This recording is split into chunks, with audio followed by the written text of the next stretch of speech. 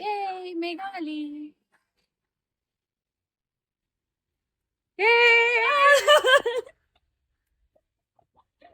Finally. Hello. आता आपण transition करूया सारीवाल्या लुकला. आम्ही छान तयार झालोय आता आणि आता आम्ही चाललोय शूटला. Let's go.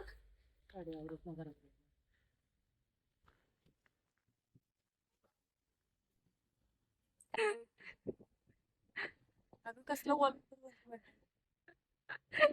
Aesthetics from Japan. Hello. स्वागत आहे तुमचं राजश्रीच्या ब्लॉग मध्ये. आणि आज मी आहे special guest who will lead the conversation. कारण मी तिची बेस्ट फ्रेंड आहे. कधीपासून? 2009 पासून 17 वर्ष झाली आहेत. आणि हिचं नाव आहे मेघा आणि मी राजश्री. सो आज आमचा हा फ्रेंडशिप स्पेशल ब्लॉग असणार आहे. कारण मी आलेले आहे जपानवरून. तुला भेटायला. तर आमच्या फ्रेंडशिपची सुरुवात अशी झाली. कोइन्सिडेंटली आम्हाला दोघींना एका बेंचवर बसवलं गेलं. तोपर्यंत आम्हाला एकमेकांचं अस्तित्व अजिबात माहिती नव्हतं. म्हणजे ही माझ्या स्कूलमध्ये 7th मध्ये आले. मी आधीपासूनच त्या स्कूलमध्ये होते. ही 7th मध्ये माझ्या स्कूलमध्ये आली. 7th आणि 8th हे फक्त 2च स्टँडर्ड ती माझ्या स्कूलमध्ये होती. सो मग तेव्हा आमची फ्रेंडशिप झाली आणि ती इतकी घट्ट झाली की अजूनपर्यंत लॉंग डिस्टन्स राहू दे, किती पण गोष्टी होऊ दे लाईफ मध्ये अप डाऊन, सो अजून सुद्धा आम्ही सोबत आहे. आणि तेव्हा ओळख होण्याचं असं की ही खूपच इंट्रोवर्ट होती आणि मी खूपच जास्त एक्स्ट्रोवर्ट होते. पण आता असं नाहीये. आता असं नाहीये. आम्ही दोघी पण एक्स्ट्रोवर्ट आहेत. आता आम्ही दोघी पण तशा आहे.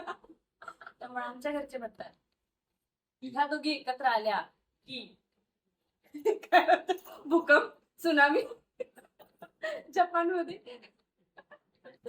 लाफिंग गॅस स्प्रे होतो थोडक्यात असं म्हणू शकता. पण आमची फ्रेंडशिप टिकून राहायला कारणीभूत खरं तर BSNL आणि युनिनॉरच. लॉंग डिस्टन्स मध्ये ऑब्व्हियसली फोनच कामाला येतो. हा, कारण आम्हाला सुद्धा माहिती नव्हतं की 2 वर्षानंतर आम्ही कॉन्टॅक्ट मध्ये राहू. पण आम्ही दोघींनी एकमेकींच्या पेरेंट्सच्या फोनवरून एकमेकींना आठवड्यातून एकदा तासन तास फोन करून अपडेट्स देत, माझ्या पप्पांच्या थ्रू फ्रेंडशिप बँड एकमेकींना पार्सल करत अशा प्रकारे आम्ही आमची फ्रेंडशिप पूर्णपणे जिवंत ठेवली. त्यानंतर त्यानंतर आमची जी लॉंग डिस्टन्स फ्रेंडशिप कोल्हापूर ते पोवाड पर्यंत मर्यादित होती. 10वी पर्यंत. ती 10वी नंतर अजून जास्त लॉंग डिस्टन्स मध्ये कन्वर्ट झाली. मी पुण्याला आले आणि मेघाची मग कोल्हापूर. मेघाची PhD वगैरे कोल्हापूरमध्ये. ती इंग्लिश प्रोफेसर आहे, कुणाला माहित नसेल तर. आणि मग कोल्हापूर आणि पुणे परत असं लॉंग डिस्टन्स झालं. मग तेव्हा सुद्धा ती मला भेटायला यायची. मग आम्ही पुणे वगैरे फिरायचो. आणि आता तर इतकं लॉंग डिस्टन्स झालंय की मी जाऊच नाही शकत भेटायला. तर तू मला तिकीट काढून देणार असेल तर मी येईल. सो मी आता पुण्यात राहते आणि ती जपानला राहते. सो ती सध्या सुट्ट्यांसाठी आले आहे. आणि ऑब्व्हियसली पुण्यात यायला तर पाहिजेच, कारण बेस्ट फ्रेंड इथे आहे. सो भेटायला नाही आली तर मग काय उपयोग आहे इंडियात येऊन. कसली बेस्ट फ्रेंड ना मी. हा ना. म्हणून मी वेळात वेळ काढून राजश्रीला भेटायला येतेच येते. प्लस अजून काय काय होतं. बऱ्याचशे लोकांची अशी म्हणजे आम्ही तरी नाही बघितली जास्त करून की स्कूलमध्ये फक्त 2 वर्ष एकत्र होते आणि त्याच्यानंतर लॉंग डिस्टन्स अँड ऑल आणि अजून पण बेस्ट फ्रेंड्स आहेत असे खूप क्वचित लोक असतील कदाचित. पण आमच्या बाबतीत तसं नाही झालं. Thanks to our communication. म्हणजे कसं व्हायचं की आमचं जरी लॉंग डिस्टन्स असलं तरी जेव्हा आम्ही कॉलेजला वगैरे जायला लागलो तेव्हा आम्ही एकमेकीच्या घरी वगैरे जायला लागलो, राहायला जायला लागलो. मोस्टली मीच पुण्याला जायची आणि ही जेव्हा जेव्हा गावाकडे यायची तेव्हा आमची स्टॉप घ्यायची. कोल्हापूरला स्टॉप घेऊनच मी गावी जायचे. सो ऑब्व्हियसली लॉंग डिस्टन्स मग भेटणार कधी असं व्हायचं. आणि तरी पण तेव्हा 6 महिन्यातूनच वगैरे भेटायचो जास्तीत जास्त. म्हणजे रेग्युलरली भेटणं नव्हतं होत. पण तरी आम्हाला एकमेकींच्या आयुष्यातल्या आणि आयुष्यातल्या लोकांच्या बद्दल सगळ्या माहिती असायच्या. कारण आम्ही जरी फिजिकली प्रेझेंट नसलो तरी मेंटली आम्ही सोबतच होतो कायम. तर आम्ही जेव्हा पुण्यात एकत्र असायचो तेव्हा आम्ही पूर्ण लिस्ट काढायचो की पुण्यात कुठं कुठं फिरायचं आहे आणि सगळीकडे आम्ही फिरून यायचो. त्याच्याबरोबर आम्ही त्या आमच्या सगळ्या मेमरीज एकत्र ठेवण्यासाठी एक स्क्रॅपबुक तयार केली. हा म्हणजे आम्ही दिवसभर फिरायचो आणि मग आमच्याकडे टाइम नसायचा कारण तेवढेच 3-4 दिवस असायचे आम्हाला भेटायचे. सो आम्ही रात्री झोपतच नसायचो आणि रात्री मग आम्ही बाहेर नाही फिरू शकत. सो आम्ही एक स्क्रॅपबुक बनवली ज्यात आमचे म्हणजे खूप त्या मानाने म्हणजे त्या वर्षीच्या मानाने म्हणजे 7-8 वर्षापूर्वीच्या मानाने ती खूपच क्रिएटिव्ह आणि ऍडव्हान्स आहे. सो ती मी एक दिवस तुम्हाला नक्की दाखवेल. सो त्यात आमच्या खूप साऱ्या मेमरीज आहेत म्हणजे आमचे फोटो स्टार्टिंग पासून प्लस मग त्याचे मेमरीज आहेत. सो असं आम्हाला ते पूर्ण कंटिन्यू करून आमची म्हणजे शेवटपर्यंत आमच्या पूर्ण लाईफ टाईमच्या मेमरीज आम्हाला त्यात कलेक्ट करायच्या आहेत. आणि ती स्क्रॅपबुक आमच्यासाठी म्हणजे आमची फ्रेंडशिपची स्क्रॅपबुक आहे. सो आमच्या दोघींसाठी खूप स्पेशल आहे. आणि प्लस आमच्या बर्थडे चालू हा आमच्या बर्थडे सर्कल असं आहे की आम्हाला कुणीही दुसऱ्या व्यक्तीनं 12 वाजता विश केलेलं चालत नाही. फक्त आम्हीच दोघी एकमेकींना 12 वाजता विश करू शकतो. त्यासाठी आम्ही पुरेपूर प्रयत्न असा करतो की आम्ही 11:30 पावणे 12 वाजताच एकमेकींना फोन फोन करतो करतो. जेणेकरून दुसरं कोणीही विश करणार नाही.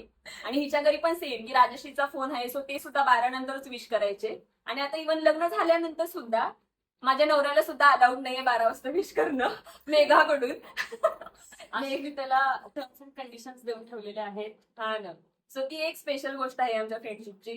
प्लस नवऱ्यावरून आठवलं की माझा नवरा मिस्टर सुरेश पाटील हे मेघा मॅडमचे सेम कार्बन कॉपी आहेत. मी माझ्या सेम बेस्ट फ्रेंड सारखाच नवरा शोधला आहे. त्यांच्या सगळ्या सवयी खाण्यापिण्याच्या सवयी राहण्याच्या सवयी सगळ्या सेम आहेत. आणि जेव्हा मेघा त्याला पहिल्यांदा भेटली होती सो तिला स्वतःलाच रिअलाइज झालं आणि ती घरी जाऊन तिच्या मम्मीला सांगत होती की अगं मम्मी सुरेश तर सेम माझा म्हणजे जत्रेत हरवल्यासारखा भाऊ आहे की काय असं ती सांगत होती. कारण आमच्या खाण्यापिण्याच्या सवयी बऱ्यापैकी सिमिलर आहेत. आम्हाला जी दुकानं आवडतात जिथून आम्ही शॉपिंग करतो त्या गोष्टी सगळ्या सेम सिमिलर आहे. परत आमचे फॅमिलीज जिथं वारंवार ट्रिपला जातात. त्या जागा पण सेम आहेत. त्याची फॅमिली माझी फॅमिली पूर्ण सेम आहे. त्यामुळं सो मी असं बेस्ट फ्रेंडचा मेल व्हर्जनच शोधला आहे. सो मेघा मॅडम सुद्धा माझा मेल व्हर्जन शोधतील अशी अपेक्षा आहे. I try my best. अजून काय ग? आणि आय थिंक आवडतो. आणि आता पण आम्ही इथून पुढे पण भेटत राहण्याचा प्रयत्न करेन. नाही अजून एक गोष्ट मला मेन्शन करावी वाटेल की जेव्हा पण माझा टफ टाइम होता म्हणजे काही गोष्टी नव्हती किंवा इव्हन प्रिपरेशनचा जेव्हा टाइम होता की जेव्हा सक्सेस मिळत नव्हतं कारण स्पर्धा परीक्षेच्या टाइम मध्ये खूप जास्त गोष्टी अपयश येतं जास्त कुणाला म्हणजे एका टीम होणारी गोष्ट नाहीये. सो तेव्हा खूप सारी लोक मी चेंज होताना बघितलीये. सो मेघा अशी होती की जी मला जज नव्हती करत मला नेहमी सपोर्ट करत होती. सो मला ती एक गोष्ट आमच्यात कायम राहिली की आम्ही एकमेकींना नेहमी विश्वास दाखवलाय आणि मोटिवेट केलंय की तुम्ही राहू दे काही राहू दे. सो ती गोष्ट आमच्या फ्रेंडशिप मध्ये खूप इम्पॉर्टंट आहे. आणि पहिली गोष्ट म्हणजे माझी एकमेव फिमेल फ्रेंड असेल की जी जलस नाही. म्हणजे विदाऊट जलसी मुलींची फ्रेंडशिप असणं खूपच रेअर आहे. म्हणजे जलसी फॅक्टर खूप जास्त असतो बरोबर. मुलींमध्ये. सो विदाऊट जलसी एकमेकांच्या करिअरमध्ये नेहमी सपोर्ट करणं हे सगळ्यात जास्त महत्वाचं आहे. त्यामुळेच मुलींची फ्रेंडशिप जास्त कारण मुलांची फ्रेंडशिप कशीही चालते मुलं फ्रेंडशिप खूप जास्त निभवतात. मुलींची फ्रेंडशिप चांगली असणं खूप रेअर आहे. सो ती गोष्ट टचवूड चांगली आहे. उड कुठे खरंच म्हणजे आम्ही दोघींनी पण एकमेकींना तेवढंच करिअर मध्ये सपोर्ट केलाय. आणि एकदा 2024 मध्ये जानेवारी मध्ये हिचा एकदा फोन आला होता आणि तेव्हा ती खूप इमोशनली स्ट्रेस्ड आउट वाटत होती. तेव्हा मला जॉब वगैरे काहीच नव्हता मी स्ट्रगल करत होते. तेव्हा मी माझ्या डायरीमध्ये लिहिलं होतं की 2024 हे पूर्ण वर्ष राजश्रीच्या मनासारखं जाऊ दे तिच्या सगळ्या इच्छा पूर्ण होऊ दे असं मी मॅनिफेस्ट करून लिहिलं होतं. आणि खरंच त्याच्या पुढच्या महिन्यात महिन्यात माझा रिझल्ट लागला आणि लग्न सुद्धा त्याच वर्षी झालं. सो ते वर्ष माझ्यासाठी प्लस दादाचा सुद्धा जॉब लागला दादाचं सुद्धा लग्न झालं. सो 2024 आमच्यासाठी बेस्ट होतं. आणि माझं पण स्वप्न पूर्ण झालं. ती सुद्धा मी पण जपानला गेले. तो आमच्यासाठी 2024 भारी मस्तच होतं. झालं. तिथून पुढं कायमच म्हणजे आमचं सगळं व्यवस्थित सगळं सुराला लागलं म्हणू शकता. आणि थँक्स टू हर मी खूप खूप काही शिकले तिच्याकडून पण. आणि माझे पेरेंट्स तरी खूप प्राऊड फील करतात तिच्याबद्दल जसं तिचे पेरेंट्स पण माझ्याबद्दल प्राऊड फील करतात. वाईस वर्षा. काकींचा पाठ राहिला काय आणि राजश्रीच्या लग्नात हळदीला व्हिडिओ कॉल केल्यावरती मी आणि काकी रडत बसलो. मी लग्नाच्या दिवशी म्हणजे ही नव्हती माझ्या लग्नात, जपानला होती, एंगेजमेंटला होती. सो लग्नात ती पूर्ण टाइम रडली, बांगडी भरताना, म्हणजे माझ्या बांगड्या भरताना, हळदीला. मी इथं हळदी, ती तर तयार होऊन बसलेली हळदीला. लग्नाला सुद्धा सकाळी साडी घालून बसलेली तिकडे. टाइम झोन वेगळा आहे, सो टाइम पण मॅच नाही करत तरी सुद्धा. प्लस लग्नाच्या वेळी सुद्धा म्हणजे तिच्या घरचे इतके क्लोज आहेत मला, की मी मेकअप करत होते लग्नाच्या दिवशी आणि काकी आल्या आणि त्या सुद्धा रडायला लागल्या, म्हणजे मला बघून. असं म्हणजे आधीपासून जास्त म्हणजे जवळ आहेत, ओळखतात त्यामुळं. सो मला पण खूप भरून आलं. सो फॅमिली सुद्धा इतक्या जवळ आहेत, सो ती पण एक चांगली गोष्ट आहे. आणि चांगलं आहे, म्हणजे चांगलं वाटतं की आपल्या हक्काचं कोणतरी माणूस आहे, की रोज नाही बोलत पण आपण हक्काने फोन करू शकतो. आणि लग्नात पण तिनं जसा गळ्यात हार टाकला तसं ती माझ्याकडे आली पहिल्यांदा व्हिडिओ कॉलवर आणि लग्न झालं. पहिल्यांदा तिला मला लग्न झाल्यानंतर सांगायचं मी सूरजकडे बघायसाठी व्हिडिओ कॉल मध्ये मेघाकडे बघते आणि फायनली झालं असं माझी रिॲक्शन होती. सो कॅमेरामॅन पण जरा शॉक होता की हे काय चाललंय. कारण तिथं पण I was the first one to congratulate her. तो मला पण खूप छान वाटलं. अशी आमची फ्रेंडशिप नेहमी पुढे अशीच ग्रो करत राहू दे. राहू अशी इच्छा आहे. सो चला आपण जाऊ आता फिरायला. बाय हॅलो, आम्ही आता बाहेर आलोय आणि गेस्ट कुठं आलोय? पाणीपुरी खायला. तर चला पाणीपुरी खाऊया. आणि मेघा आता किती महिन्यांनी? 8 महिने मी पाणीपुरी खाते. फायनली. चलो. काय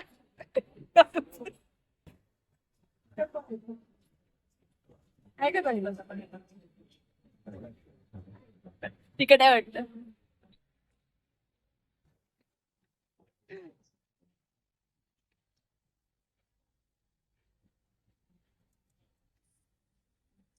शॉपिंग टाइम.